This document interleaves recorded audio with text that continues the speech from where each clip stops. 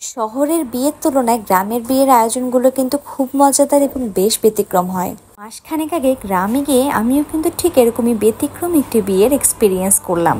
আর যেহেতু বিয়ের আগে হলুদের আয়োজন ছিল, তো আপনাদের সাথে আজকে হলুদের কিছু মুহূর্ত শেয়ার করব। Hello everyone, this is Ramesa and welcome to my mini blog. তো খুব সকাল সকাল আমাদের বাড়িতে কিন্তু হলুদের অনুষ্ঠানে রান্নাবান্না শুরু হয়ে গেল। এদিকে আমরা সবাই জামাইবাবুকে টাকা দিচ্ছিলাম, পায়েস খাওয়াচ্ছিলাম, হলুদ দিয়ে গোসল করাচ্ছিলাম।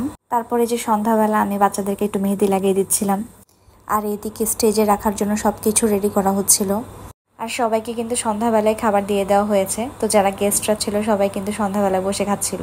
তো আমাদের প্রোগ্রামে হচ্ছে খিচুড়ির আয়োজন ছিল, আর আমিও কিন্তু খেতে বসে পড়লাম। খাবার দাবার শেষ করে তারপরে কিন্তু আমরা রেডি হতে গিয়েছিলাম, কারণ আমাদের এখানে হলুদের প্রোগ্রামটা বেশ রাতে শুরু হয়েছিল। আর এই যে হলুদের স্টেজ আমাদের কিন্তু মোটামুটি রেডি। আর প্রোগ্রাম শুরু হওয়ার পর আমি ওকে পায়েস খাইয়ে দিলাম, হলুদ লাগিয়ে দিলাম। আর ওকে সবাই টাকাও দিচ্ছিল, দেখলাম বেশ ভালো টাকা উঠেছে। সত্যি কথা বলতে দিনটা আমাদের জন্য খুবই ভালো ছিল। চারদিকে গান বাজনা বাজছিল, আমরা সবাই হলুদের প্রোগ্রামে খুবই এনজয় করছিলাম। তো এই ছিল আমার গ্রামের বাড়ি হলুদের প্রোগ্রামের অভিজ্ঞতা। ভিডিও ভালো লাগলে সবাই একটু লাইক কমেন্টস করবেন। আল্লাহ হাফেজ।